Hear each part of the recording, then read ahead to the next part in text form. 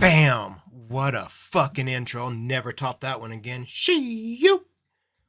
What is up, bitches? It is Monday afternoon and I'm here. Jose Gomez, welcome to the show. Where the fuck is the rest of chat? Where you guys at? It's Monday afternoon. I expect you guys to roll on in here. What the fuck? I put my glasses on and everything for this. That's okay. We don't need a ton of people. That's all right. What the fuck ever. We can get ripped. And watch this Christian episode and have a good time.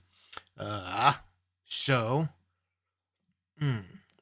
that song is good. That song is so fucking good. Let's get prepared. Like, I don't even care. I don't monetize my streams, so whatever. Let that shit roll. First, let's get a ripper in. Oh shit, I didn't do the thing. Good Monday afternoon, everybody. We here. I see people rolling in. And we're going to do our Monday thing. We're going to watch a Christian episode today. Told you guys last night we'd be kicking off Geno Samuel's 85-part series today. We're going to do it in live stream form. We're going to start it all over back at episode 1, and we're going to run every single one of those 85 episodes. Yes, sir. Today we started episode 1 so we can all be on the same page. We can all learn the same things together at the same time and just be a good time. But until we get to that part, this isn't going to be a super duper long stream. We're just going to bang it out, take some rippers, have a quick little laugh at Chris, and then we'll move on from there. But real quick, before we get super into anything, you guys know what it is. We got to get equipped, right? And it's sunny outside, so I figure sunglasses, just because. Plus, they make me look cool. We're trying a new cartridge today, boys. We're doing Kush Mints. This is a truly live resin. I have never tried this one. They don't have my usual shit in stock today at the dispo, so let's find out. Let's find out. I love a green chat too, Black Dragon. Love it. I have not seen the Seethers version of Careless Whisper. No, I have not seen that one yet. How high are my socks? Homeboy. Sock check. Hold up.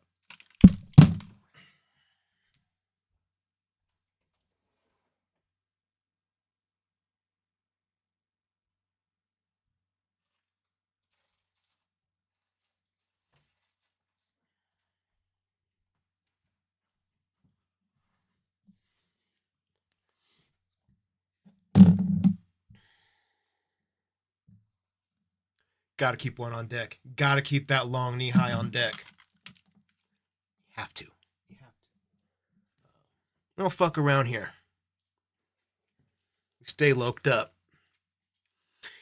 Anyways, guys, let's take our first ripper of the show. Let's get it cracked off right.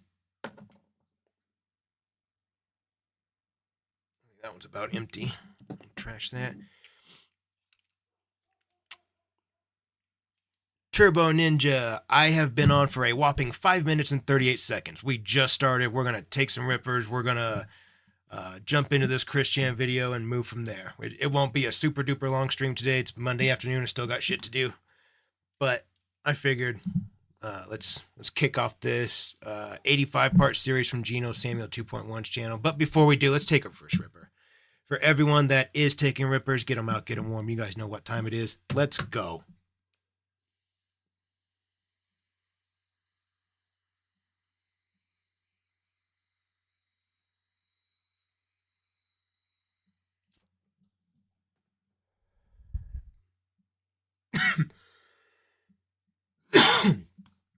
Well, that is Kush Mints.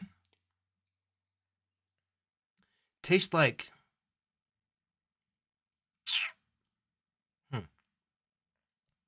tastes like there's, I don't know, roses or something in it. I don't know. It's pretty good. Not bad. I don't know why the roses popped into my mind, but there was a time, as a few years ago, when I was last working for somebody else. I was sent out to a job site, and I get to my customer's house. I go inside, get set up and everything, carry my tools in. I'm doing my thing, and like halfway through, my customer asked me, "Hey man, are you thirsty? Do you want something to drink? I've got sodas or water, whatever." And he goes, "I've got this and this and this. Oh, and I have this soda that's rose flavored." He said rose flavored. I've never tasted rose flavored soda, so I was like, "Yeah, let me try that one. That sounds interesting. Let me take that rose." Comes in a clear glass bottle. I didn't think anything of it. He grabs him and there's two dudes living at the house that I went to, and they each grab a drink, and the guy hands me the rose flavored soda, and I grab it, I crack the lid, I dump it in my mouth, and I swallow about half of it before I realized homeboy struggles to read. That was fucking rosé. They were individual servings of like a small bottle of wine, and it was rosé. And once I like hit my tongue and I tasted, I was like, oh. I was like, motherfucker, that's not rose flavored soda. That's fucking wine. So that was a little bit of a surprise to me. I went outside, got rid of the rest of that bottle, and I was good. It was just a surprise to me, and I was like, hey, I don't drink. Let's not give me shit like that anymore, please. And we went on from there. But anyways, fun story. The day that I chugged half a bottle of rose flavored soda. Turbo is so for my sobriety, whether it's booze or cocaine or crystal, bath salts, whatever, I don't count any of my days sober. I know it's been a very, very long time, but if I keep track, and I don't know if this works for anybody else, but for me, I see it as every time I've gotten high after a stretch of sobriety, I tell myself, oh, it's okay. This time I made it to 100 days. I got 100 days sober, so it's okay. It's okay. I made it that far. I can do it again. I don't have any idea how many days I have sober, so that I can't put myself. I know it sounds dumb, but I can't be in that scenario where it's like, hey, do you want to shoot this dope? And I can't say yes, because if I want to, I can't say, well, I don't know how many days I have. I can't say, well, it's okay, I made it to this many days.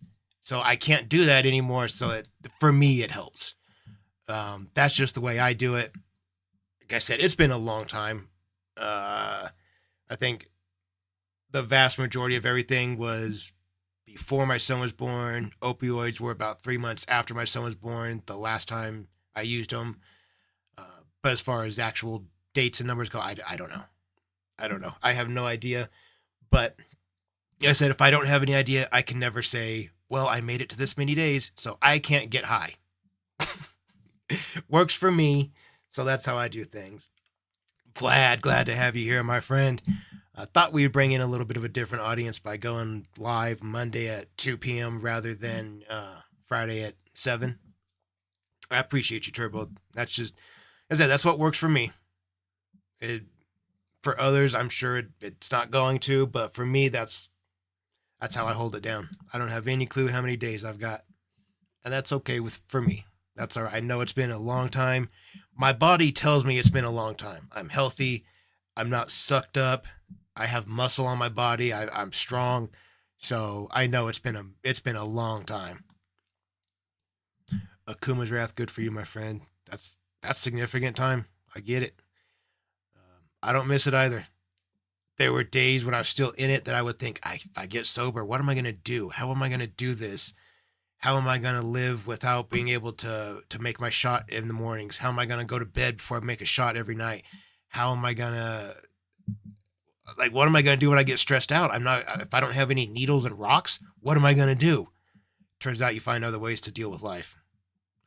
I think it was in, I can't remember what season, but it was a season of The Sopranos where Chrissy says, there's no chemical solution to a spiritual problem. It's correct. I don't know if they use that term anywhere else, but it's right. So, yeah, that's how I do it. I don't miss it. When I think about the amount of time I've spent putting rocks into spoons and drawing up that liquid, and the amount of time that I have spent crunching up bath salts and loading up rigs, hours and hours and hours and hours and days of my life have been wasted uh, just making shots of dope. So don't miss that in the least bit. I feel like I'm a lot more productive these days. But here we are. No chemical solution to a spiritual problem. Absolutely. Like the show was smart. They absolutely correct on that. No chemical solution to a spiritual problem. Nope. Or any problem for that matter. The chemical is not going to fix any of your problems. It's not going to get you out of debt. It's not going to make people not want to beat you up. It's not going to make your house payment. It's not going to fix anything. All pumping poison into your arms does is cost you money and cost you time with the people that you love. Because that's all it is. It's time. I waste so much time when I'm high, especially if I'm on uppers. I just hours and hours and hours and hours and hours and hours and hours will go by with me doing fucking nothing. I ain't got time for that anymore. I don't have the time to waste these days. I've got people that depend on me, so can't do that. Manta Panda, welcome to the show. Glad to have you here. Guys, let's do one more ripper. Let's do a double ripper. We've been up for just shy of 15 minutes. I've only taken one ripper, so let's do a double and let's kick this video off. Let me pull it up. There we go. Today we're going to be doing episode 1 or part 1 of Chris Chan, A Comprehensive History. It is from our friend Gino Samuel 2.1's channel. Go give him a like and subscribe. Check out his channel. There's a whole 85-part series there that we're going to rip through. Yeah. Okay, let's take our double ripper. I think I've said what I needed to say. Get them out, get it warm. You guys know what it is. Here we go.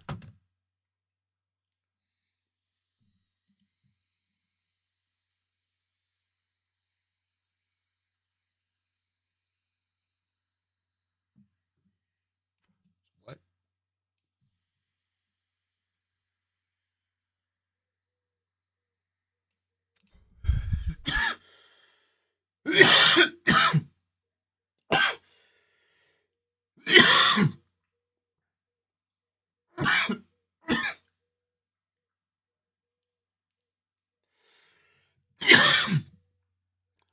Whoa.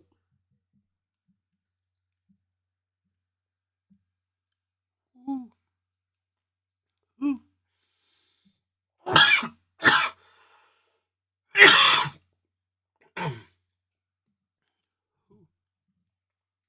Wow.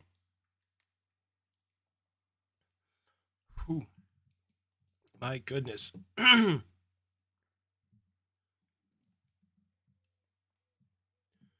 that that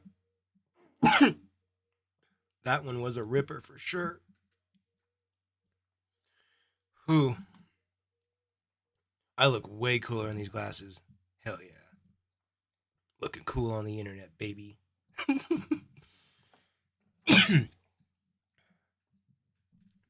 I saw the clips from Charleston and that Island Boy shit. Looked like the Island Boy wanted to cry right before he quit. And what a way to go out, dude. He quit. He fucking said, no more. I can't.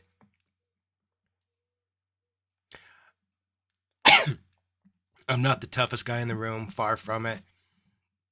But I'll be goddamned if I'm just going to let someone punch me in the face and I say, no, I quit. Fuck that. Put me out. Either put me out or we're going to trade leather. But he quit. Fucking wiener. He'll never live that shit. I mean, he'll never live down what he did with his brother.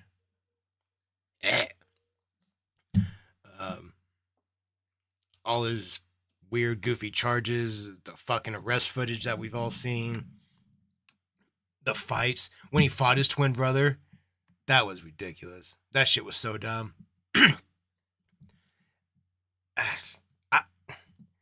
There's no fucking way any of the coaches in my gym would let either of those Island Boy wieners into a fight.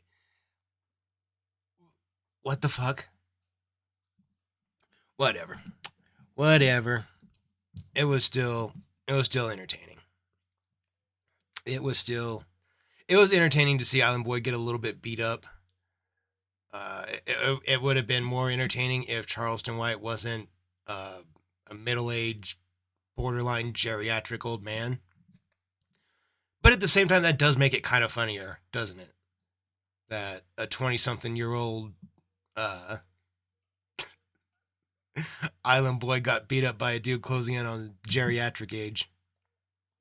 That's embarrassing. And Charleston White's little. I didn't know that guy was so small. I didn't realize he was so short, and I didn't hear how much they weighed in at. I saw the beginning of the fight, and I didn't hear that part. But they look so little. They couldn't be more than what, an MMA featherweight, maybe, if even.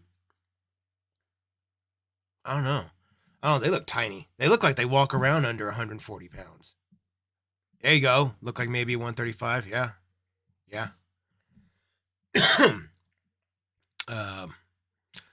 Steve, be back in a minute. All right, my friend. Can't wait for the VHS where they are now.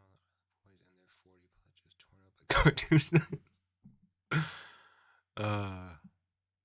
Y'all made 11 million kisses each other. Now you broke. Should be ashamed of yourself. Charleston White, he's a good shit talker. I'll give him that. He says funny shit.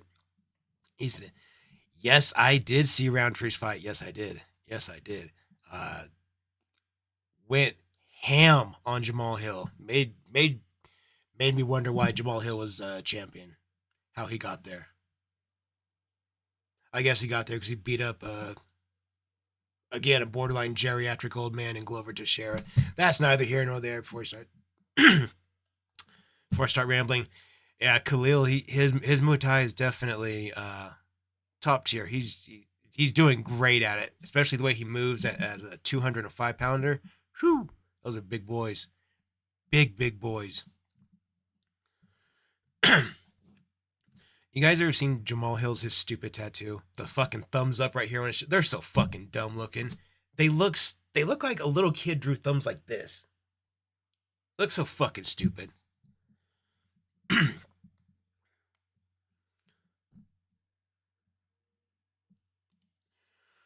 Okay.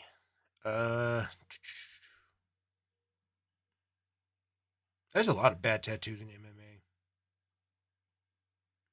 What's his name? Darren Elkins. The Damage. His isn't the greatest. I don't like Connor's tattoos either. The one on his chest, I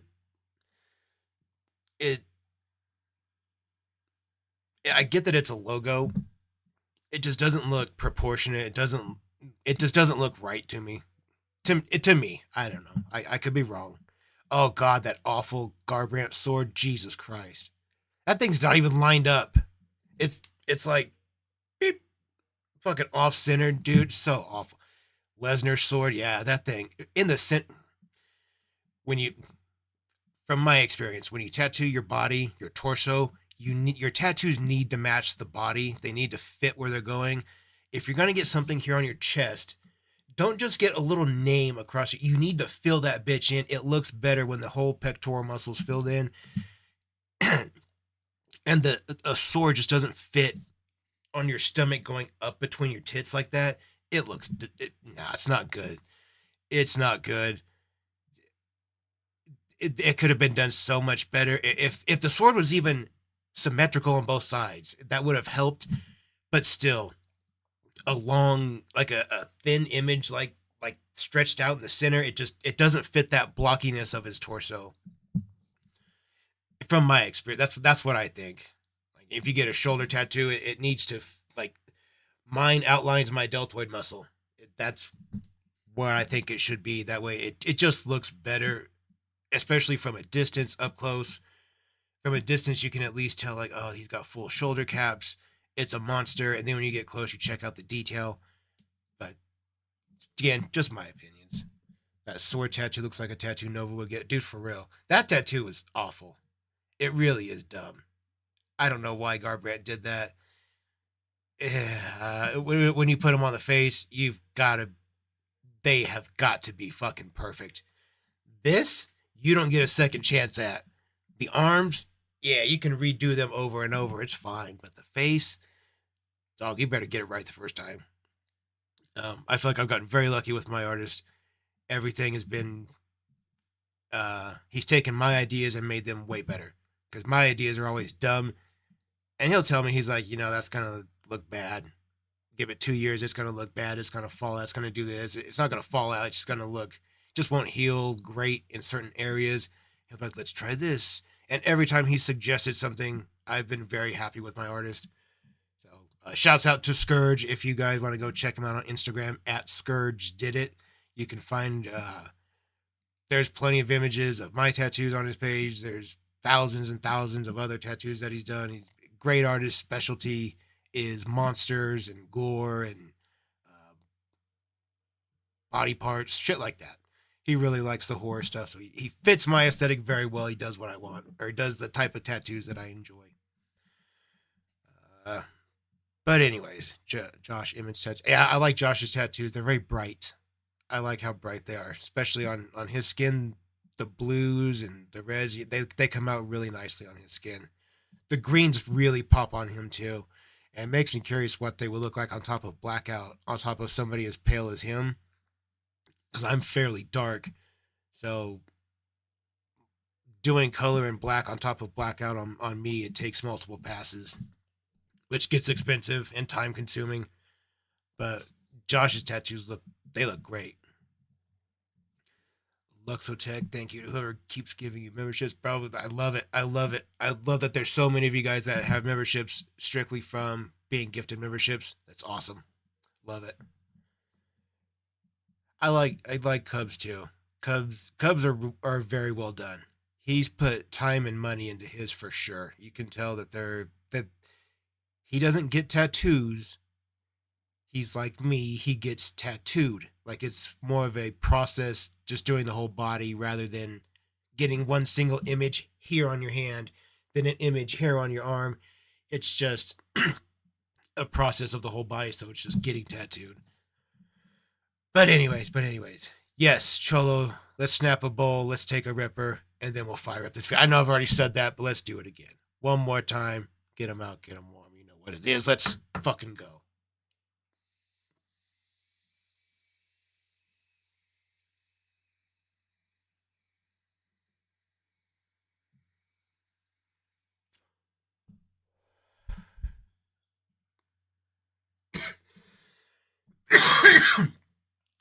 Yes, sir. Okay. All right, guys. Let's jump into our video. Where'd my mouse go? There it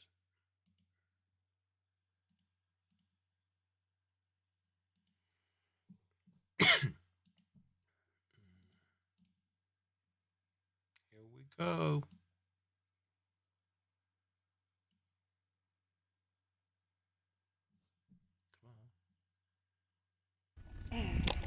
Hello, ladies and gentlemen, girls and boys, and dudes of all teenagers, as well as the gals. My name is Christian Chandler. I am here, and y'all are there. Christian.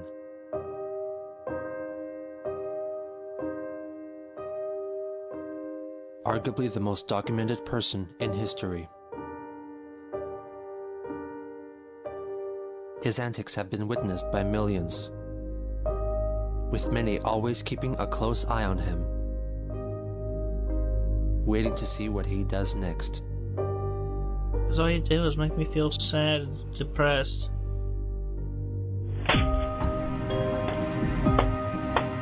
He should love his mother. She misses him. Did he say he should love his mother? Dude, he should love his mother. She misses him. Hearing that with what we know now gives it a whole new meaning. Scary shit. This is scary. This is for real, no shit horror right here. She misses him.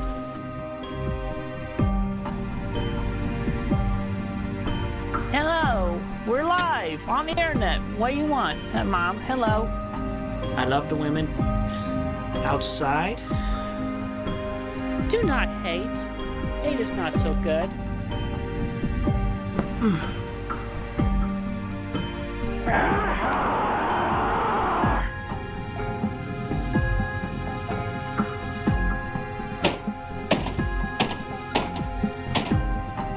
I want everything about my house! The internet! No. Don't call anybody. What? I'm asked to shake. What are you gonna do about it? Yeah, whatever.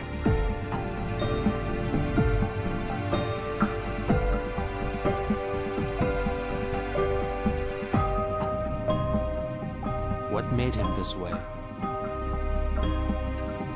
What is the attraction? What keeps us fascinated? This is the story of Chris Chan.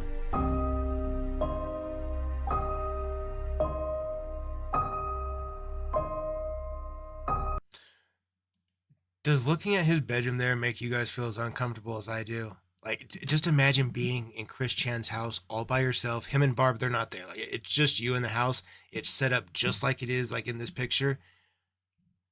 I'd be scared. I'll admit it. I would be fucking scared. I wouldn't want to be there. There's just something so unsettling about him and all those goddamn toys. The Legos, then all the weird stuff he does. The hoarding, the dude. No thanks. No thanks.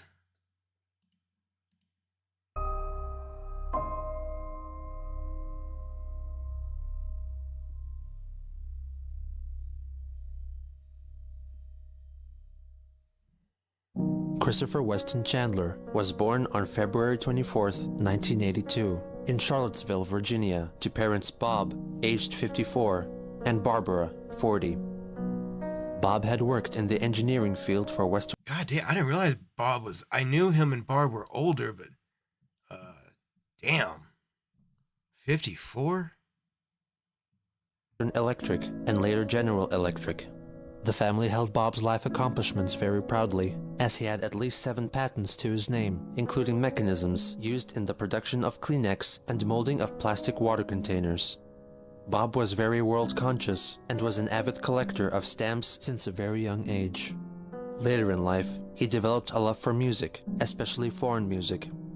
He eventually amassed a collection of over 10,000 vinyl records. Damn. He had a son and daughter from a previous marriage, the relationships with whom were strained to say the least. Barbara was a secretary with Virginia Power. She had a habit of hoarding her belongings and was an emotionally abusive person, which convinced her then 17-year-old son, Cole Smithy, to seek independence and live life on his own. So when Chris came along, Bob and Barb got a chance to start anew. The new family started their new life in their humble Ruckersville home. Chris later claimed that at around 2 months of age, he uttered his first word, monkey. It didn't take long for the parents to see that Chris wasn't quite like most other babies. The first signs of his autism could be witnessed in 1983. Despite his condition being congenital, he had stated that his autism was brought about by one particularly traumatic event when he was 18 months old. A babysitter named Roach, or Roach, would look after. Who the fuck hires somebody named Roach to babysit their kids, dude? The fuck?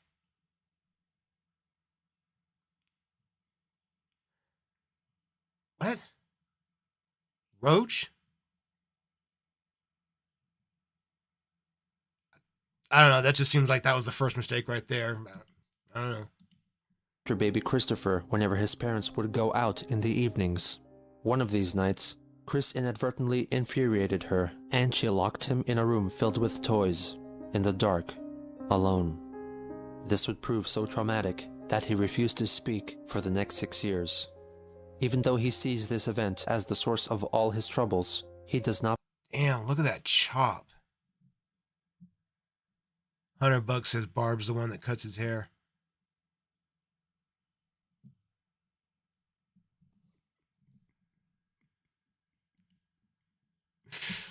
Oh my god, look at that fucking thing.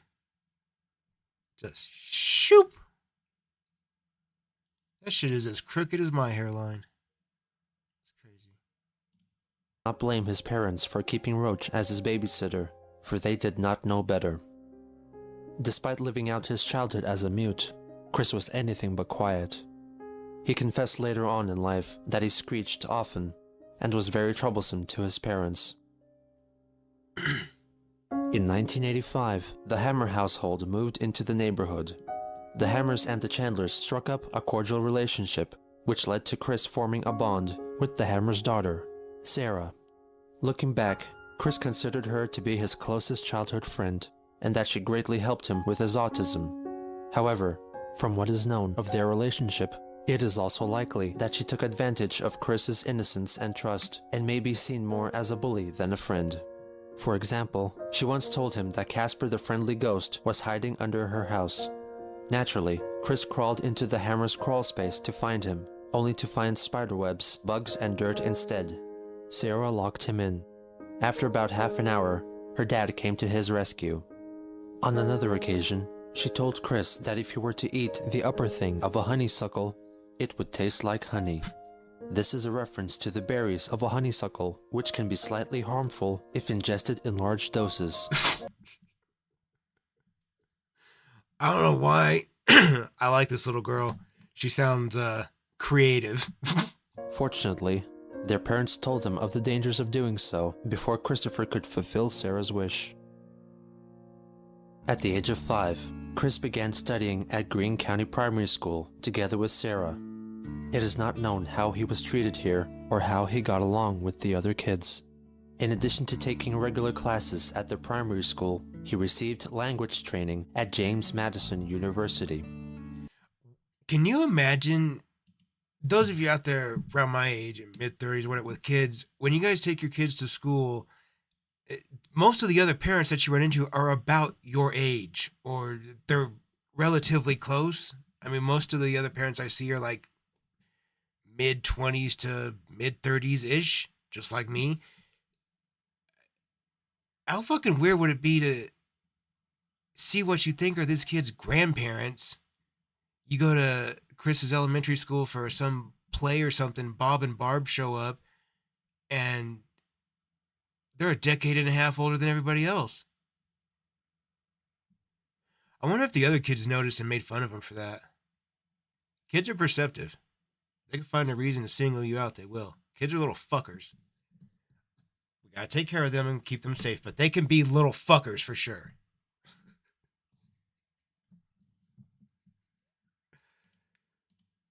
In 1987, in a lengthy letter addressed to Chris, dated December 26th, Bob offered his outlook on life and presented some life advice for his son.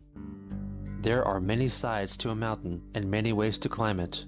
If you get stopped, back off, regroup, and try another way.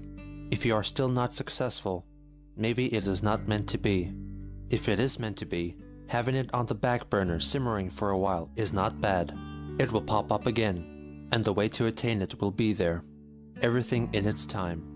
Your mother and I have done our best for you, and in return, we expect at least that from you, for yourself and your children. He also expressed wishes for his son to inherit and hold dearly his vast collection of music, movies, stamps, and art prints.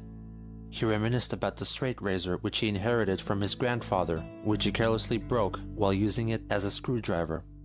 Bob still held on to that broken razor his entire life because his grandfather wanted him to have it. Bob hoped that Chris would share his father's sentiment.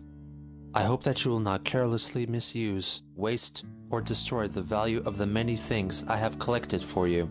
First, learn all about them, how to use them and enjoy them, their value, and how you can thoughtlessly waste their value. Then enjoy them as I have. For example, my very good stamp collection, or all the recorded popular music on cassette tape, VCR tapes, and records. My books on popular music, movies, entertainers, musical theater, ship models, my daylilies, gazebo, and dreams. Dude, this is... There was some smart things in there. Like, there's many ways around a mountain. But at the same time, that's fucking psycho. Tell your kid to take all this shit that you collected for him. It's yours. Learn to enjoy it. And fuck that, dude. your child is not you. You can't force your interest in the shit that you like on them. You just be like, here, like this stuff, learn its history. My son, as far as I can tell, he has zero interest in pocket knives. I'm not gonna just be like, here, learn all about pocket knives, learn the history of pocket knives, learn why we carry knives, learn all about your different steels and materials you can use for scale. What the fuck? You can't make them be you or make them be just like you. That's strange. It's very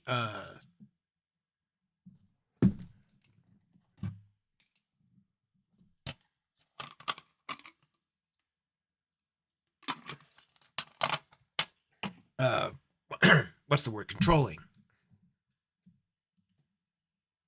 Controlling? I don't know. I don't know if it's controlling. It's, I don't know. Yeah, when you die, you leave your kids stuff or whatever, but to leave them these very specific instructions, like take my stuff and enjoy it, learn all about it.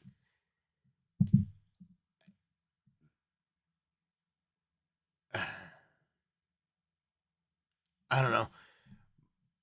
My dad has never told me that. He's like, when I die, you're gonna, I want you to take all my NASCAR stuff. I want you to learn everything there is to know about NASCAR, learn the history of NASCAR, learn why there is NASCAR, learn about all the drivers from past, present to now, all the retired drivers, learn everything there is to know about NASCAR, tires, cars, the engines, everything.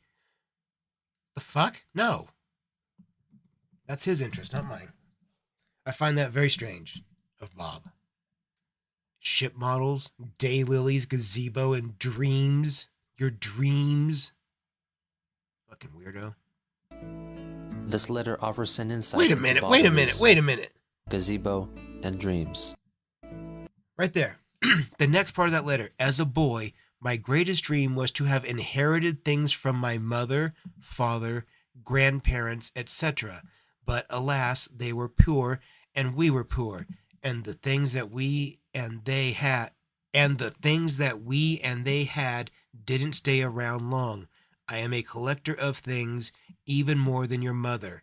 And as a boy, I always wished I had a stamp collection or coin collection, a book collection in a large old house from my grandparents. What the fuck?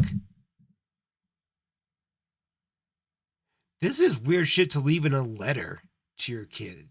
Like, is it? I don't know. It seems really fucking strange to me. I don't think my son could care less about what I wanted to do when I was a little kid. I don't know what I wanted to do when I was a little kid. I don't remember what I wanted to do like 3 weeks ago. What the fuck?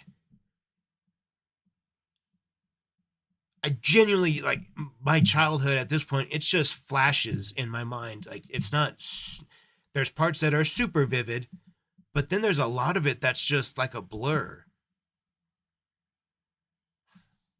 So very, very strange. Very, very strange. This letter offers an insight into Bob's character, as he feared that all he had accomplished over the course of his life may be lost. There you go, that's what it is. In 1989, during a weekly trip to the toy store with his mother, Chris picked up a GoBot up on display and slowly started to read out the text on the package, ending his 6 years of silence. Later that same year, Bob and Chris converted the shed in their backyard into that picture of them, that's crazy to me. Bob looks older than my dad, and my dad is 76. And that's Bob's son. Dude, that's weird. Like, the age difference is fucking mind-blowing to me. I don't know how you have a kid, but I mean, I know people have done it much older than I have, but chasing a child around is fucking exhausting, dude. It makes a lot more sense to have your kids when you're in your 20s or 30s, not wait till your 50s. Shit. Plus all the late nights, the lack of sleep. There's a lot that goes into it. a workshop, christening it the Dreaming Studio. Bob had hoped that he and his son would build things together there. He even commemorated the space with a plaque, Dreaming Studio of Mr. C and Little C, where dreams do come true. However, when asked about it, Chris could not recall what, if anything, had been built there. It was instead mostly used by Barbara for storage. For Christmas of that year, he got a Nintendo Game Boy. This was also the year that the family got Patty Chandler, a Beagle Spitz mix, which they picked up as a pup from their Aunt Karina. Chris grew very attached to the dog, displaying a fondness and arguably a love rarely shown for anything or anyone else in his life. In 1990, Bob co-hosted a jazz marathon on WTJU radio. During the program, he displayed his keen knowledge on 20s and 30s jazz music. Okay, now we go on to performance number 2, which is Tight Like That. This is November the 9th, 1928, with Chicago. Tight Like That?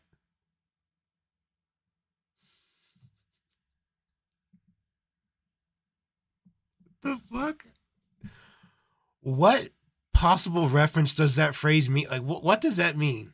It came from the 20... Tight Like That? I don't have a clue what the reference.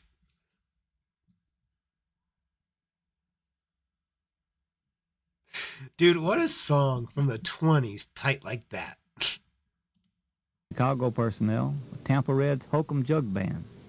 It's a great group of Chicago musicians featuring kazoo, guitar, and jug by Hudson Whitaker. Tampa Red's guitar, Thomas A. Dorsey is on the piano and the washboard. Frankie Half-Pint Jackson vocals interact to make this a great session. Listen for some very good kazoo and jugs, and notice how Half-Pint Jackson laughs like scat singing. Very unusual.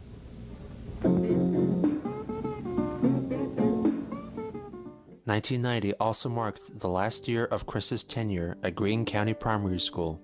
Look at that haircut. My God. Life just did not give this kid a break. For his 4th grade studies, he transferred to Nathaniel Greene Elementary School. It was here where he allegedly had very distressing experiences. He asserts that the staff at the school didn't know how to handle autistic children and treated him cruelly. Chris contends that 5 members of staff abused him by pinning him down to the ground, holding his wrists and ankles, and audiotaping his cries. Furthermore, he claimed that the principal forced him to sit on his lap and said offensive things to him, but little Christopher resisted, and the advances never went further than that. The principal is also claimed to be gay, which Chris feels justifies his homophobia. I was abused by one. A homosexual principal at my elementary school slapped me on his lap, said some offensive things to me, and I felt uncomfortable. Even though Chris's accounts of the events could not be verified, it is also not unlikely that an event like this could have taken place. Though Chris never specified the reasoning behind their attacks, nor did he state whether him being restrained and being assaulted by the principal were separate or related events, it is possible that he may have been restrained and Dude, Barb fucked his haircut up. We might have all had the same stupid bowl cut when in the 90s, but she fucked his up. God, the fucking shark teeth up here. Now. That, oh my God, dude. I would feel like such an asshole if I cut my kid's hair like that and was like, yep, go to school.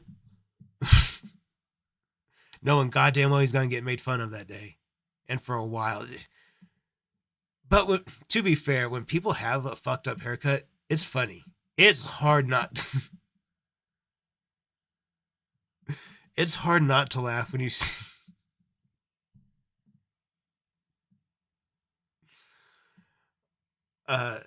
it was only like my 3rd or 4th Muay Thai class that I went to when I first started. And I walked into the gym, I signed in, I stepped onto our striking area, I took my shoes off, I put my stuff in my cubby, and I turn around to start putting my gloves on, and I look up and my coach has a new haircut. It was not good. It was not well done.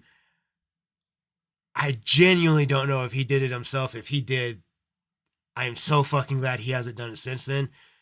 But he had maybe that long of hair on his head, not super long, just a little bit. And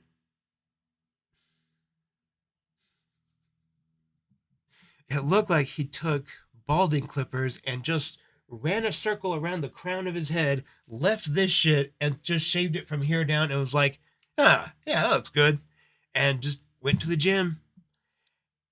That shit could not have been any more crooked. It was, you could see pieces of hair that were left on his head.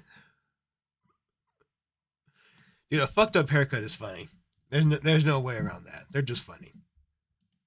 Verbally abused as a form of disciplinary action, and even placed in the scream room, which was a fairly common school.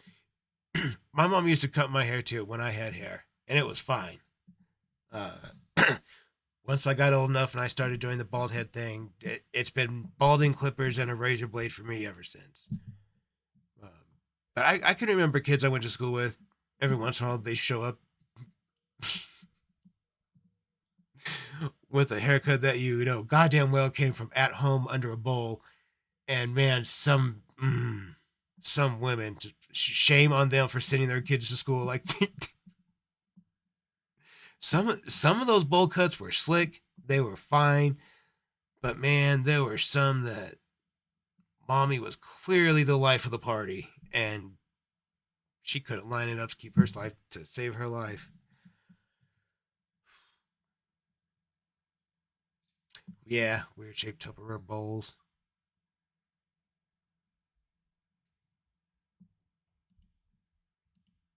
Installation for dealing with autistic children up until the mid-1990s. Whatever events transpired, it forced Chris's parents to take him away from Nathaniel Green Elementary School. To further things, they took the case to Greene County Court after the school board threatened to take Chris out of mainstream education and instate him into a special needs school. That picture's weird to me now, knowing what they did. Anytime I see them together, it's fucking weird. Knowing how their story goes, it's weird. The Chandlers dropped the case. For the remainder of the school year, he was homeschooled. It was around this tumultuous time that young Christopher had an uplifting experience that would change his life. During a shopping trip in Richmond, possibly in December 1992, but in other accounts he stated that it was 1989, he came across the Leonard Bernstein Symphony Orchestra, a show comprised of animatronic characters that is held around Christmas time at the Regency Square shopping mall. The conductor, Leonard Bernstein, is made to be fully interactive with his audience with the help of a human controller behind the scenes. On this blessed day, the turnout for the show was weak, so Chris got extra attention from the bear. When Leonard asked him his name, the person controlling the animatronic misheard it and answered back, calling him Christian. The boy took this as a profound sign and felt that he should be called Christian. In order for Chris to continue with formal education, Bob and Chris moved to Chesterfield County, while Barbara remained in the family house in Ruckersville with Patty, so she could keep working. Christian enrolled in Providence Middle School in Richmond. He looked back fondly over his time here, giving special credit to his teacher Virginia Sanford. She was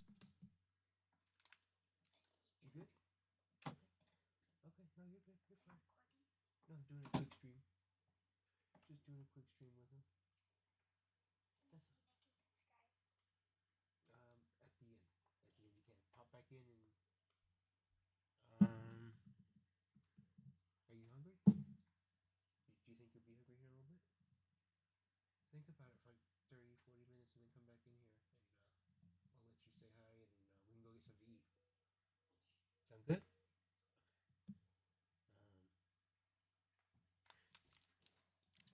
Guys, give me 1 second. I will be right back.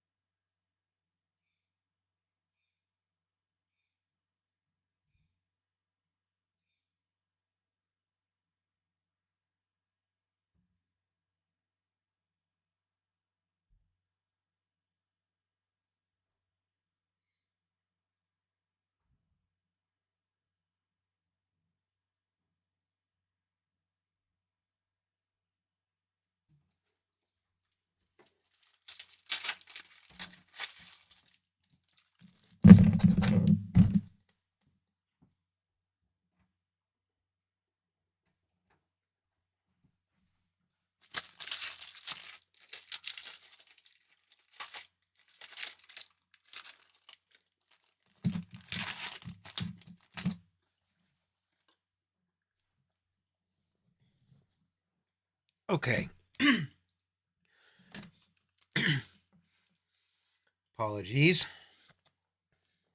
Boy was dying from cotton mouth. Why don't, since we paused the video, why don't we go ahead and take a little ripper? Call it a third of the way through the video ripper.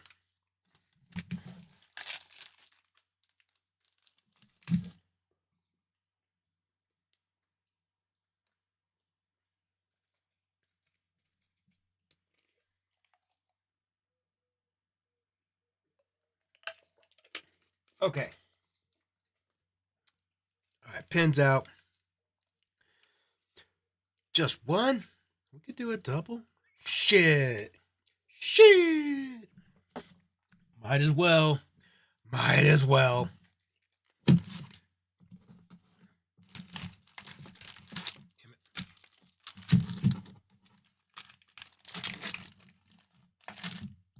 Okay. A drunk Christian? Ooh, that sounds dangerous. That sounds... I don't know. I don't like that. I don't like the idea of that. Ron Johnster, I assume we're going for a double. Let's do the double. You guys know what it is. Get them out, get them warm. Maybe let's get ripping. Here we go. No countdown. No countdown. See, almost had an old habit slip in there. No countdown. Let's just fucking get it. Here we go.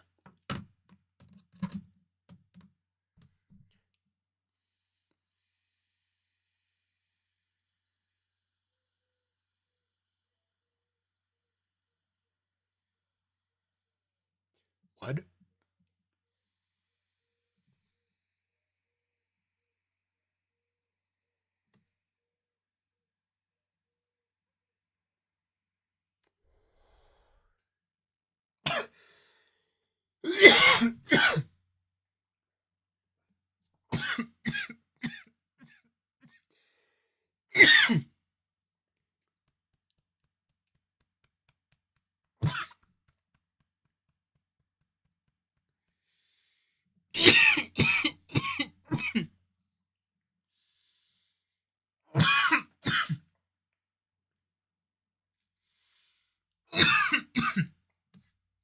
Wow.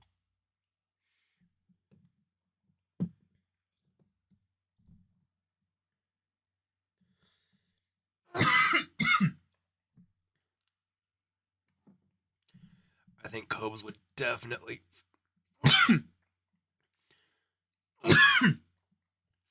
hold his alcohol a lot longer than Rax or Chris and probably get that angry drunk and just fuck them both up. I can't imagine Rax would be all too effective whilst intoxicated. And I can't imagine Chris being effective in any state of mind, so I imagine Cobes would probably fuck them both up.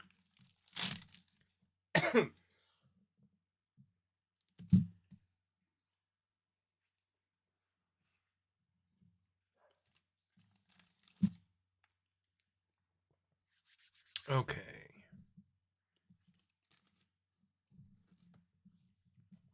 All right. Whew. Drunk Larson for a wild card.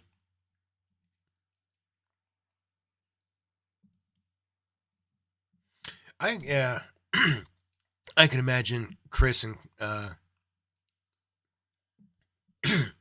Cyrax getting on Cobes' nerves real quick. Yeah, he'd fuck them both up. It'd be fun to watch though. That would definitely be a video I would love to see if that footage ever were to exist. But we can dream, we can hope. Was the most influential teacher in my life. During my years at Providence Middle School, she taught me better social skills, how to better cope with other people, bullies, and life. With a positive and fun tomboyish attitude, she was a teacher any child would be most proud to look up to and be taught by. Tomboyish attitude? That's weird. That's a weird way to describe his teacher, right? Dude, this is fucking weird. Nova and Jupiter fought for Discord Championship. They look similar. Well, they don't look similar. I think it's just the fat and the long hair. Nova's a strange little fuck. Jupiter's got a lot of shit going on in his mind. Lots of shit going on up there.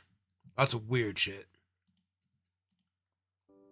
He also forged a friendship with Natasha Turner, a girl a few years older than him. He lost romantic interest in her when he saw her smoking. They would often hang out together at the bus stop. He would sometimes give her money on behalf of his father for her friendship and attention. Chris would later realize that Natasha was, in a sense, a friend with benefits.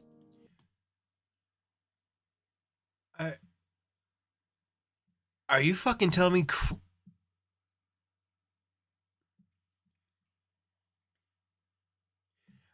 I didn't realize that Chris knew.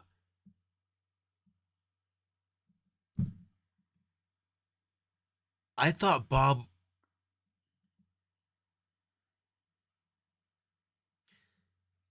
Okay, wait a minute. Okay, wait a minute. I might be thinking of the high school girls. Because didn't Bob pay the high school girls directly? Which is fucking weird too.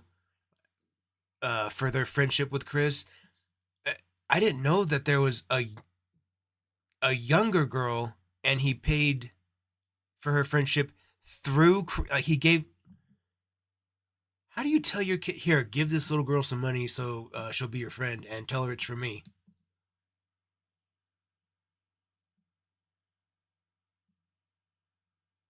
I don't know what to say to this. It's been so long since we covered this the first time. I'm glad we're starting back over at one because I had forgotten all of this, apparently. That's weird, dude.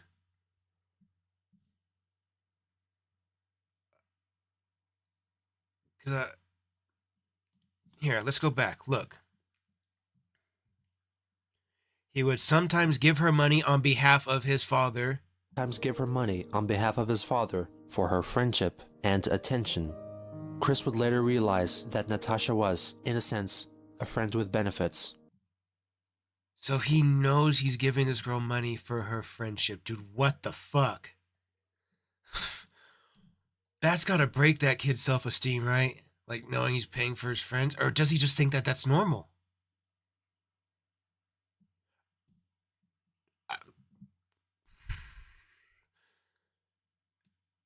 There was fucking problems from day one, apparently. That's what this screams, is just... Bob and Barb did not have they didn't need to have any kids. Neither one of them. They should have been snipped from Jump Street. Neither one of them needed to reproduce at any point in their lives. Jesus Christ. What did they do with the other kids if they're this fucking stupid with Chris? Because usually your first kid is the one that you mess up the most. You get better with them. By the time you have like 3 of them, then you're awesome. You're an awesome parent. But the first one, you usually fuck them up. And Chris is their last one. So this is like, after they've done all their fuck ups, like this is them at their best.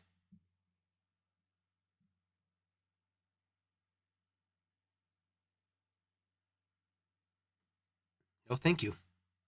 Fuck. No, thank you. She would stay with him and be friendly in exchange for a monetary reward from Bob. Bob knew that his son had little hope in forming true friendships otherwise. The Adventures of Sonic the Hedgehog, the cool new TV show, is on the air. In the fall of '93, Sega, the video game developer, held a watch and win sweepstakes contest in conjunction with their Adventures of Sonic the Hedgehog cartoon. The lucky winner would get a $1,000 shopping spree at KB Toys. And that winner was Chris. Christian is one of only about 100 winners nationally to receive $1,000 worth of Sega games and equipment. For his parents, it's just another example of how well he's doing. Christian is a high-functioning autistic child. This past fall, on his own initiative, he entered a contest based on a favorite cartoon character. What I had to do was exactly watch Sonic the Hedgehog cartoon. Dude, his voice is so... It has not changed. It's gotten a little lower, but he still speaks the exact same way. Nothing has changed. I don't know if this is true, We'd have to do some research. I'm sure somebody else, I'm sure one of you guys will know. I had read somewhere, was it one of the videos? I read it somewhere. Somebody had said about Christian that at the time when he was young and the what would it be called, standards or requirements to be considered a high functioning autistic person, with what those standards were, Chris was a high functioning autistic person, but by today's standards he wouldn't make the cut for that. He would just be an autistic person. I don't know I don't know if I sound really stupid in the way I described that, but the gist of what I read said that he wouldn't be considered a high functioning autistic person. Not today. Not by today's standards. I don't know what that would make him, but I don't know if that's true. Do you guys? I'm genuinely curious.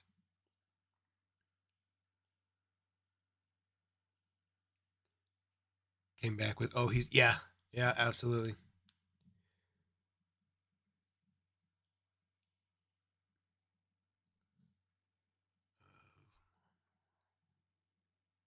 Absolutely. He spent way too much time on the internet, unsupervised, just like you said. Yeah. It's a fucking gamble.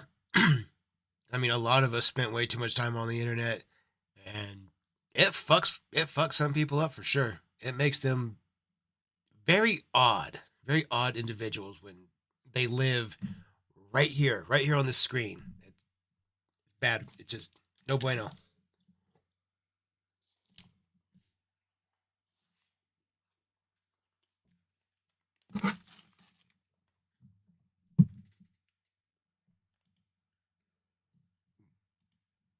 Okay.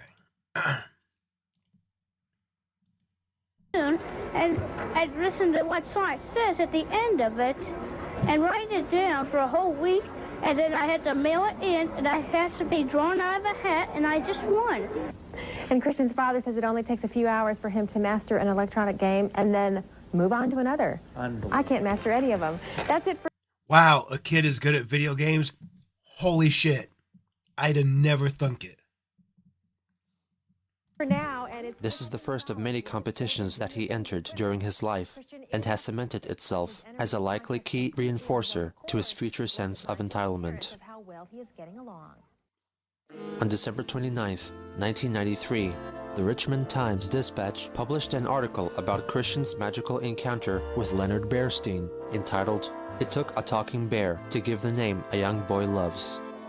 The boy's father recounts the events of the day. Since this was early in the Christmas season, on a Thursday afternoon, the crowd was light. The conversation between Leonard and Christopher lasted about an hour. Christopher was spellbound. Something unusual happened during that. About an hour? God damn, dude. What the fuck? An hour.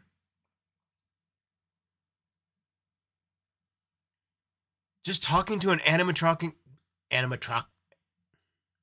a fake bear? Jesus fuck, dude.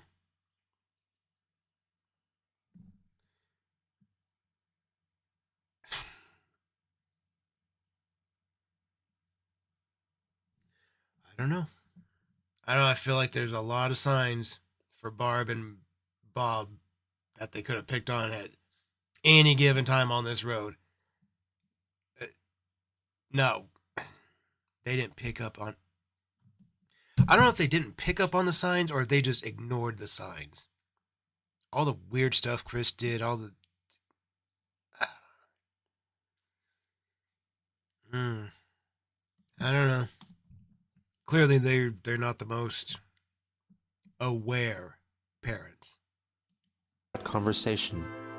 When Leonard Bernstein, in a decidedly British accent, asked Christopher his name, the bear must have misunderstood what the boy replied. Leonard started calling our son Christian. What better name for the Christmas season? And the name stuck like glue. From that time on, for the past year, his name has been Christian Weston Chandler. Christian is very emphatic about that. Bob also offered up some insight into the family's situation. Christopher is a high-functioning autistic child. While intellectually, his age level is 12 or 13, socially, he is around age 7 or 8. He has some behavior problems with his peers and relates better with children a few years younger than him. The Greene County school system was not equipped to teach an autistic child, Mr. Chandler said. The Chesterfield County school system has accepted him with open arms. The article also mentions that Bob had originally wanted to name his son Christian, but had chickened out. It is unclear what scared him off from naming his child Christian. Why? In any case, the following year, the boy had his name legally changed to Christian Weston Chandler. In the spring of '96, Barbara retired from her secretarial position at Virginia Power and moved in with Bob and Chris, reuniting the boy with Patty the dog. In late spring, Chris graduated from Providence Middle School. As a parting gift, Mrs. Sanford wrote a personal, touching, and prophetic letter to Chris. Well, it's been 3 years now at Providence, and it's all over. Where has the time gone to? The most important parting words I can leave you with, well, are to always remember this. You show people where your weak points are located. Then they will know how to push your button. If you never show them, they will never know. I hope you will have an enjoyable summer and come back to visit. Do your very best at Manchester, put your best foot forward, and treat others as you wish to be treated. Love, Mrs. Sanford. The Manchester in question happened to be Manchester High School, where, according to Christian, he spent the happiest years of his life. Over the course of 4 semesters, he studied Spanish, of which he has a very loose grasp. For class assignments, he adopted a Spanish name, Ricardo, a common practice for students in order to better get into character and the culture of the language. However, Christian got too into character and often used Ricardo in class assignments outside of Spanish and even considers it as part of his real name. When riding on the school bus, he used to sit right in front of the bus door so he could always get off the fastest. However, during his freshman year, I know what kid Chris is. We all knew that kid. Gotta get off the bus to... You... Of course that's you, Chris. Not even surprised. he got into an altercation with another boy who wanted to be off the bus first. He punched Christian in the face, knocking his glasses off. In order to resolve the issue, Chris was forced to take the special ed bus to school from then on, which deeply affected him. He always felt very uncomfortable associating with others whom he called slow in the minds. I ended up with this really worse off mentally challenged person who could hardly ever speak other than That boy bopped me on the back of the head for his own laughs. The special ed teacher who rode on the bus talked with his brother about it, and he kept him from bopping me. But having to put up with his nonsensical slur talk was still just as cringy and horrifying. Ugh. Among his other activities, he served as a water boy and allegedly a manager for the school basketball team, the Manchester Lancers, along with Joseph Herring, one of Christian's only male friends. Chris had always gravitated towards girls, and at Manchester, this was no exception. He had a sizable group of female friends, which he dubbed gal pals. Among the first that he met was Molly Quarles, a cheerleader at the time whom he met as a freshman. He fondly remembered them being paired up during a matchup event for Valentine's Day. Laura Beth Dorazio was another cheerleader Chris met and fell for, but after he confessed that he had a crush on her, she told him that she would like them to remain just as friends. Tiffany Gowan was said to be a real good girl to Chris, and he has described her as a bit of a tomboy and a peppermint patty to his Charlie Brown. Kelly Andes was his biggest crush, and says they were high school sweethearts, even though they were never in an actual relationship together. Sarah Bevel was in the same chemistry class along with Kelly and Chris. Sarah had a boyfriend at the time, and Chris watched them interact, hoping to experience that kind of relationship one day. It was fun to just watch them flirt with each other. I could have learned from that, but my autism and normal social phobias held me back then. Miranda Mitchell was the big brain in his circle of friends and shared computer graphics class with Christian. His group of gal pals were possibly not genuinely interested in a friendship with Chris, but rather stayed with him out of pity or as protection. A later comment made by Chris suggests that the group had made an arrangement with Bob and or the principal of the high school. Concerning schoolwork, there is a wealth of information that has been attained which helps to refute his previous claims that he held an honor roll streak all throughout high school. For one of his assignments, he had to conduct an interview with his parents, offering some more information about their life experiences. For the question, "Why did you choose to have children?" they answered, "It's nice to have kids." For "What adjustments did you have to make after your first child arrived?" they answered, "Laughter from 4 kids and 3 situations," referring to the troubled past marriages and What the fuck kind of answers are those? Those didn't make any sense. What adjustments did you have to make after your first child arrived? Laughter from 4 kids and 3 situations. What?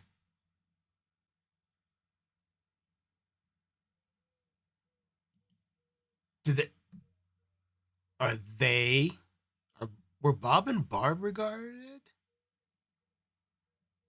Huh. They don't seem to be the fucking brightest bunch either. That whole family. I don't see a lot of brain power going on there. 4 kids and 3 situations, referring to the troubled past marriages and estranged children. Interestingly, when asked about what has been the hardest part about parenting, the answer was dealing with the school system. In another assignment concerning families, Chris inserted mathematical equations into his definitions, making them hard to read and understand. For example, he defined a nuclear family as a mother, father, and X is more than or equal to 1 child sharing the same household. He also described adoption as a right to raise a child who is biologically their own. Christian took part in a parenting exercise. Child who is Adoption. A right to raise a child who is biologically their own.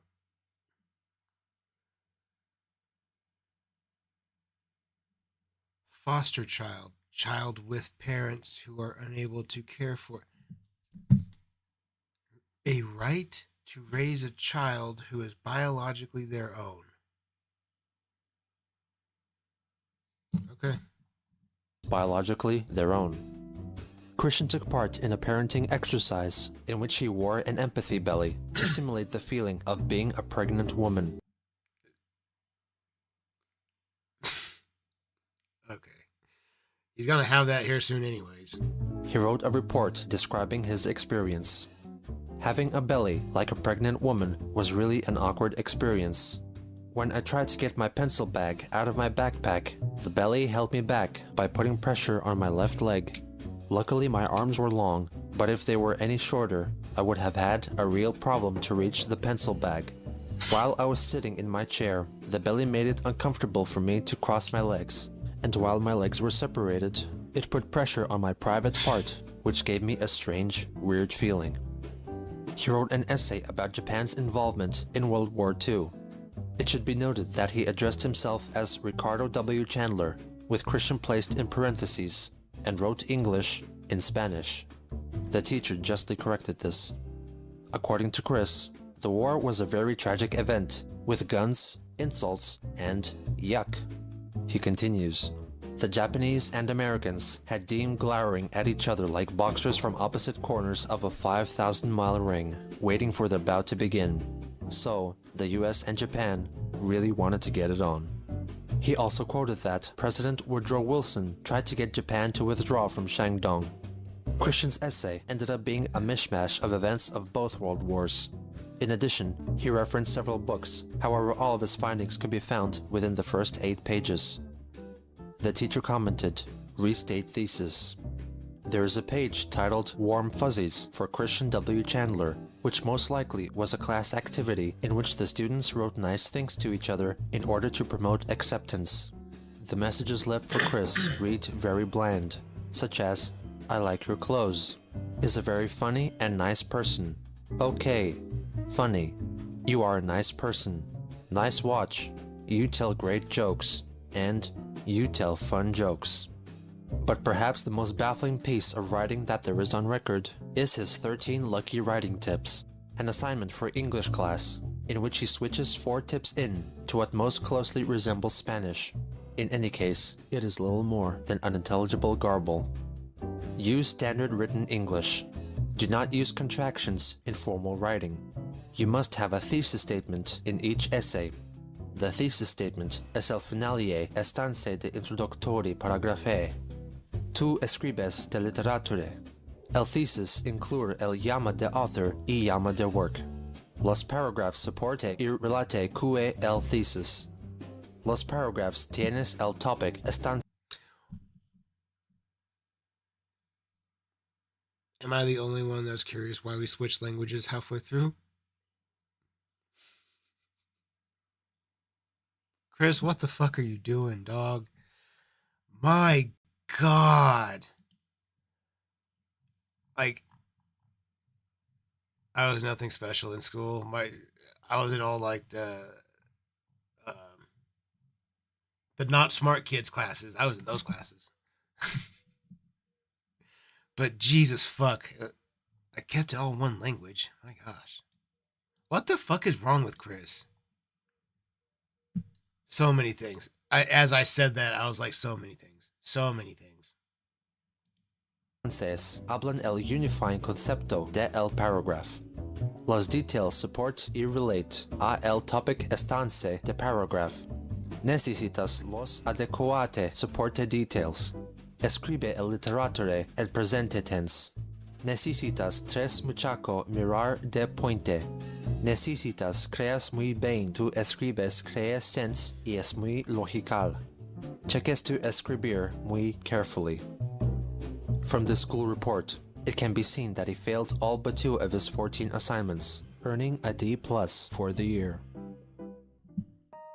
At age 16, Chris wrote a poem entitled Song of Christian for his class, loosely based on Walt Whitman's Song of Myself. He decided to record his creation for posterity in video form. The video itself is poorly lit, but there isn't much to see anyway. I hear America singing as I sing of myself, and you experience as I experience.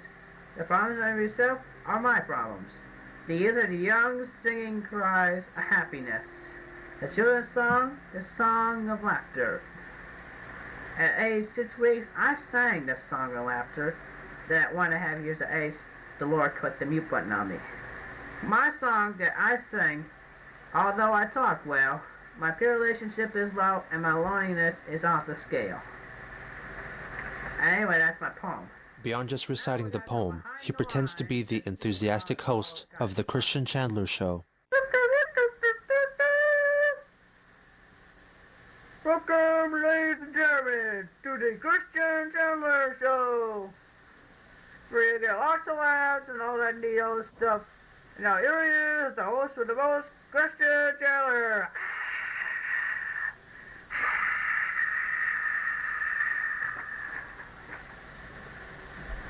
Good evening, friends, and welcome to the Christian Chandler Show.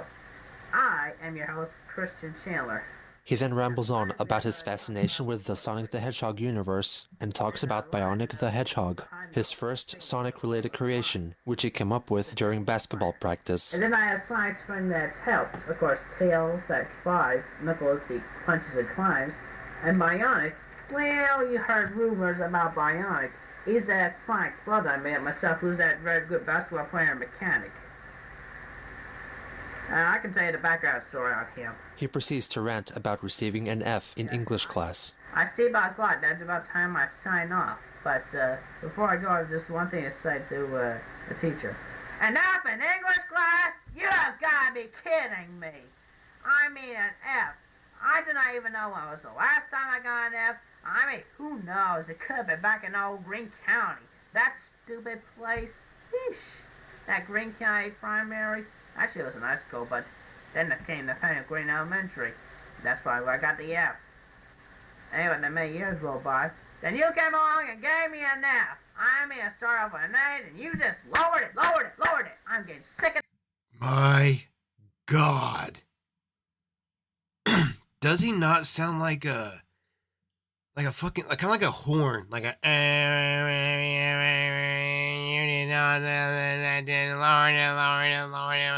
like, oh my fucking God, dude. Jesus. That's what it sounds like. Let's take a ripper, guys. Yeah? Yeah. Let's take a ripper. We've gone through another, what, we're at 28-minute mark. Yeah, then we'll take one right at the end. Let's get them out. Let's get them warm. You guys know what time it is. No countdowns. No countdowns. You guys should have them in your hands.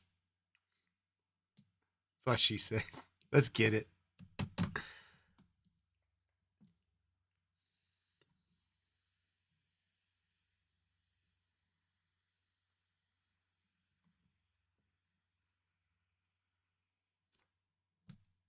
We'll shoot for 2.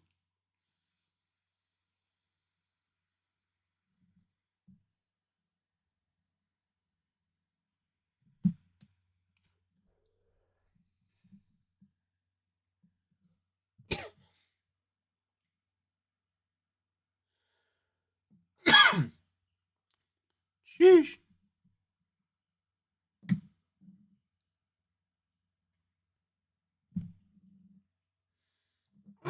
Excuse me.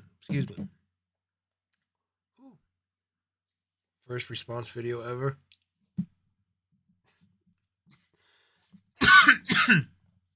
Ooh.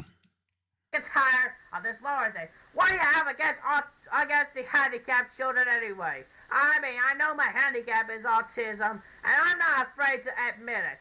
And you, Mrs. Bird, I think that F is very disrespectful. Dog, you wrote half of it in Spanish. Half of that Shut the fuck up, Chris. I mean, I am very emotional about it. We can tell. We can tell. Anyway, it's time I sign off. Well, this has been the Christian Chandler Show. Around the same time, he made a series of stop-motion videos of races set in his Lego-made town called Quickville, based on his own initials. They were made with a Game Boy camera, which produced grainy, low-resolution grayscale photos, or, alternatively, low-quality stop-motion video. The awkward frame rate makes it difficult to discern what is actually going on, but it is important to note that all the racers are named either after pop culture characters that Christian idolized or people he knew in real life. This is the earliest account of Chris using people to play out his fantasies. The biggest trend in kids' toy history, it's multi-billion dollar. Throughout the late 1990s, the Pokemon franchise was spreading across North America, with Chris keeping a keen eye on it. I was in 4th grade. Ooh, I remember Pokemon. Ooh.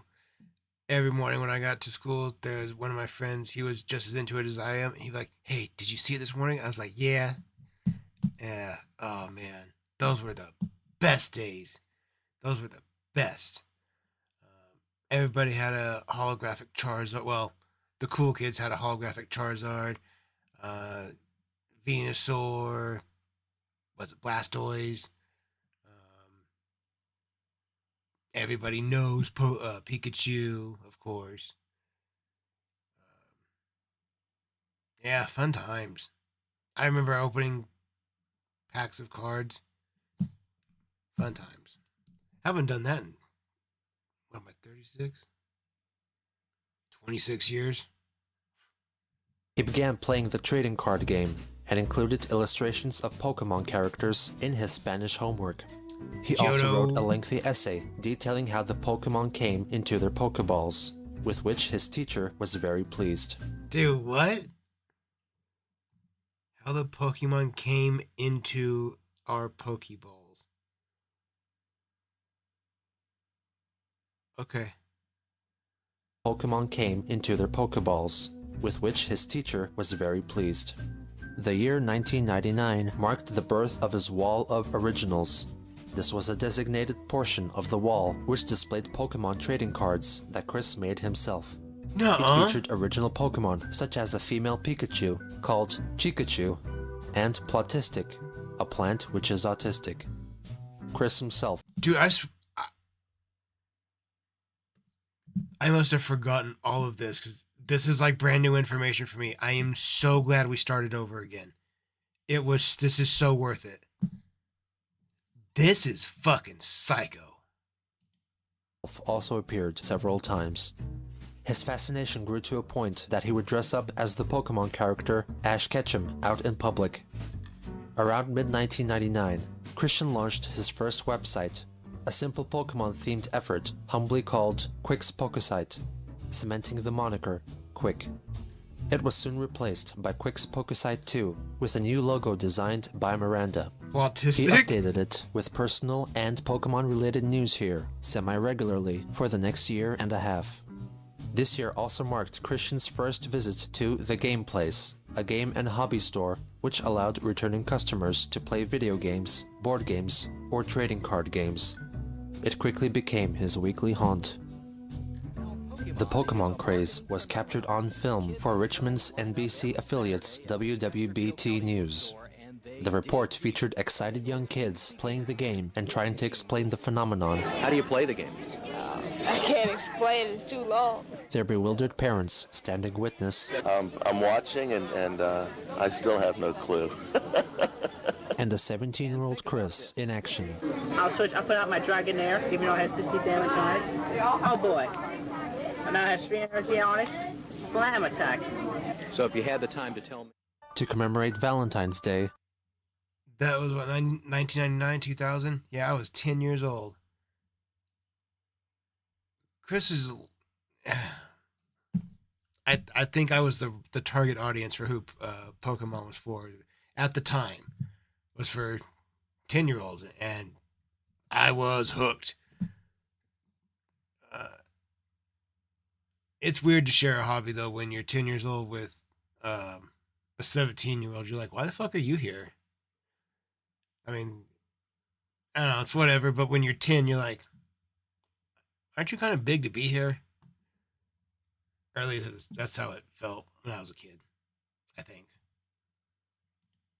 Of the year 2000, Christian wrote a Valentine's Day hymn, a free verse effort in which he reveals that he holds very traditional views on courtship and the predetermined rules of etiquette for men and women.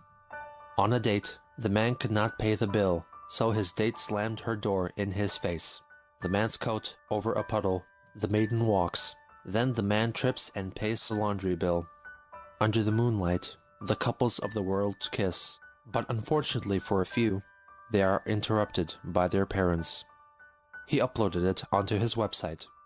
By their parents? 10 days later, Chris celebrated his 18th birthday, a date which he held in the highest regard. Among the guests in attendance were a handful of Christian's gal pals and his half-brother Cole. Nearly 3 years after the fact, he reminisced about the event. I will never forget my 18th birthday party. It was the best of the rest. The weekend before my real birthday, my mother and I prepared for the party I was going to host that day. We hung balloons and streamers, and we laid refreshments on the table. At the door was 4 of my high school amigas, and one of them brought a friend. We ate pepperoni pizza and drank Pepsi. It was great. As mother lit the candles, I was filling up with ecstasy. After I blew the candles, I was presented with a big jawbreaker from Kelly, an RL.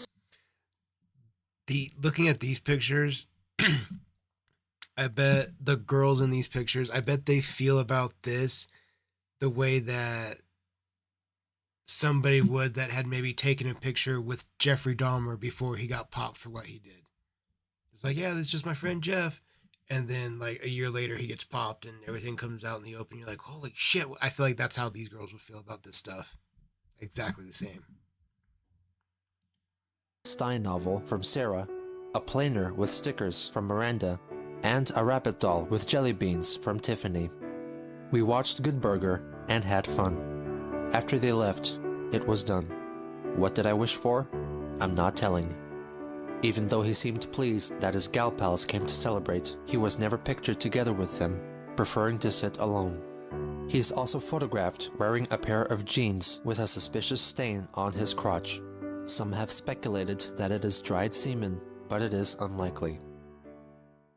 About a month later, Chris was tasked with designing a CD jewel case for his graphic design class. On the fateful day on March 17th, 2000, I wanted to feature on my favorite hit CD cover lifelong hero Sonic the Hedgehog and cute newer character Pikachu, but copyrighted characters were prohibited from the project.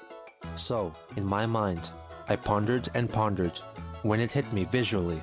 Sonic and Pikachu combined. Was that it, guys? Is that... And pondered when it hit me visually. Sonic... Is that our first instance of Sanju? Holy shit. Look at that. It's like the original Terminator. It's crazy. It's like fucking history right there. It's like locale history. It's like we're seeing ancient caveman drawings that are etched on the wall right now. Like, this is what we're seeing in locale terms. This is wild. It's like we're going back in time. Like, for real. It's like way back in time. And Pikachu combined. In a way to escape copyright, he combined Sonic the Hedgehog and Pikachu to create Sonichu, the electric hedgehog Pokemon, which Chris... What the fuck is that? What is that fucking thing?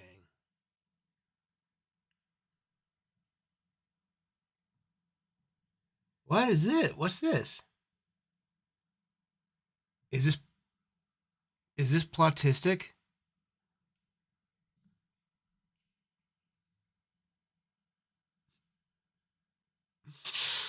Oh my god, dude, plotistic.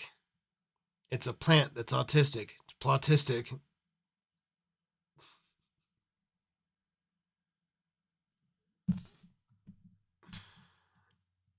Considers to be one of his greatest life accomplishments.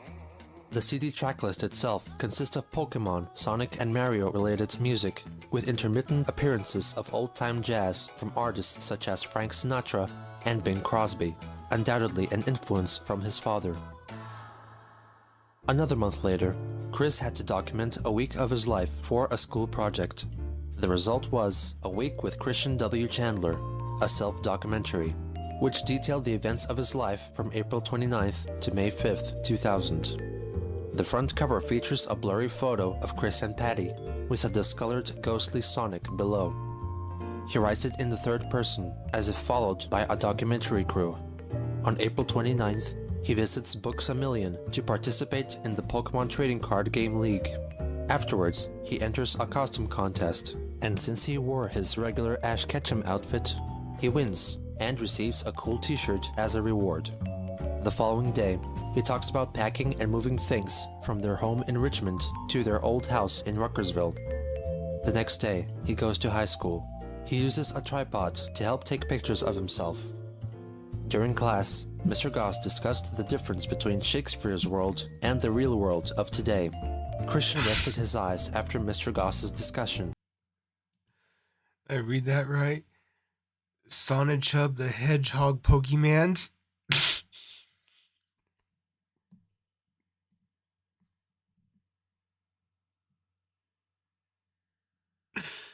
It's funny how pissed some people get at stuff like that. Especially the Pokemans. I like that. And before the bell rang. Next, he had trigonometry. I'd hate to be Christian when his nerves kicked into action after waking up from a noddy snooze cruise, but I was. Next was computer graphics. It was great for him today, because he got to print his own CD cover. Next was Spanish too. He took a quiz today, but I think he feels confident in his work. And finally, after a hard, odd day, he rides home on a bus, but unfortunately, it had a few slow in the minds on it. The following day, he repeats the routine of snoozing through class, and that on even days, he eats lunch with Tiffany and Sarah. For the following day, he describes his daily activity. Did he just tell us that he rides the slow in the mind bus? Fuck, Chris. At home, which mostly consist of playing video games and managing his website. The next day, He talks about working in computer graphics class and making a Mother of the Year award for Barbara, which he plans to give to her on Mother's Day. For the final day's report, Chris states that it was a difficult Friday. One of his duties included taking part in a senior group photo. After the long wait for the pictures to be taken, being crowded like a sardine surrounded by immature teenage boys, and having the hot, hot sun shining down on him and everyone else, he went back to the shady entrance. After the photo shoot, Chris was picked up by his dad. And that concludes our week-long documentary of A Week with Christian W. Chandler, the autistic boy that has made it this far. Close parentheses. Chris wouldn't pass up an opportunity to go to the senior prom, so he did, bringing his mother along as a date. Even though Christian had labeled the set of photos as the senior prom, it is possible that it was some other social gathering due to the fact that the event is held during the daytime. Looking back on the prom, he claimed that he was naive about dating, unlike the other students. Out of pity, or out of genuine compassion, Tiffany asked Christian to dance. I hesitated at first, but she grabbed my hand and pulled me onto the dance floor. We danced for what felt like hours. It was the most pleasant experience of that night, and I thank her for dancing with me then. He felt that her willingness to dance with him meant that she was attracted to him, and stated that if they were to meet again, they would start a relationship. Graduation. Damn. The end of high school. The end of his interactions with his gal pals. Most importantly, it was the day Christian had to be recognized for his achievements. But unfortunately, this wasn't the case. I only got recognized for my grades with a star pin, yet they had more fancier awards for more important qualities. I should have been highly recognized for my artistic talents I showed in my many art classes for the award ceremonies before graduation day. I felt crestfallen greatly from not getting recognized for any of my talents. I excelled in math too, for the love of God. I was so jealous.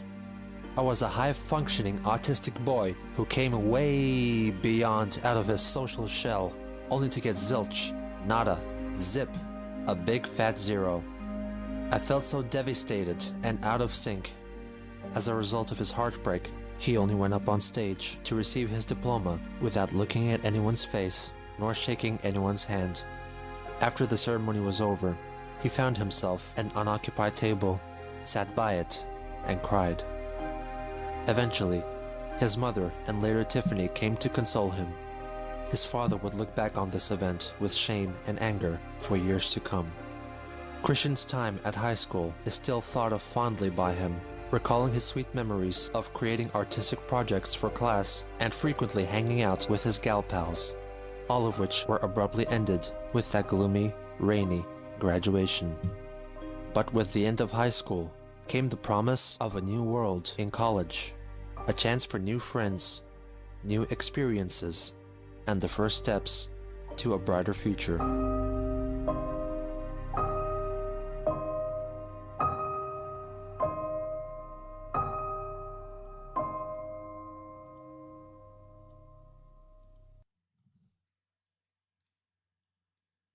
There it is. Baby, we did it. We killed it. Part 1. Only 84 more episodes to go. Holy shit. But that's okay. That was a good one. I like that. I'm really glad that we started this over back at 1 again. I think just because I made 38 videos, I thought starting at episode 39 would be a good idea, but it's been so long since I made a video on it, so long since we watched them, I figured let's start at the beginning. We're all on the same team. We're all on the same page. We all see it at the same time. Let's roll like that. And I felt like this was a good one. It was easy peasy. Went like it should. So makes it a good, quick, easy Monday mid-afternoon stream. Let's get one last ripper and call it a wrap. Those of you that care to join, let's join. Countdown. Oop, not countdown. Hang on. Can't see.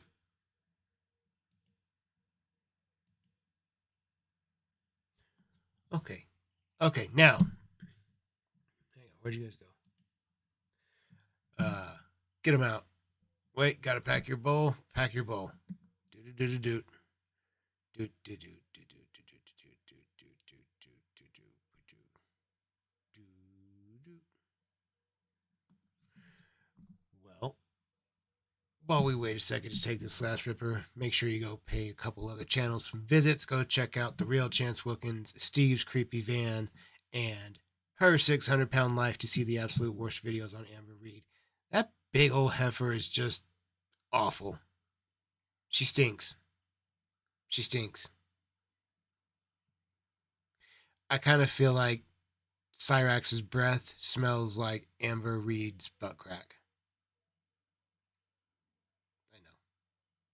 You guys ready? Let's get him out. Let's get him going. And let's get ripping. Here we go. Let's wrap this bitch up. Get it.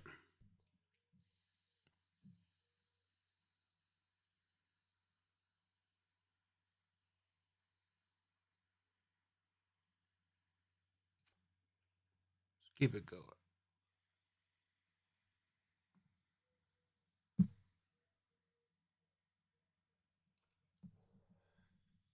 Gee wee wees. Guys, thank you all for being here. I do appreciate it so very, very much.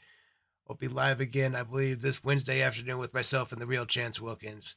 We'll be co-hosting a show together. We will catch it on. We will get it on and cracking then. You guys have a great rest of your week. Until that point, I'll see you bitches soon.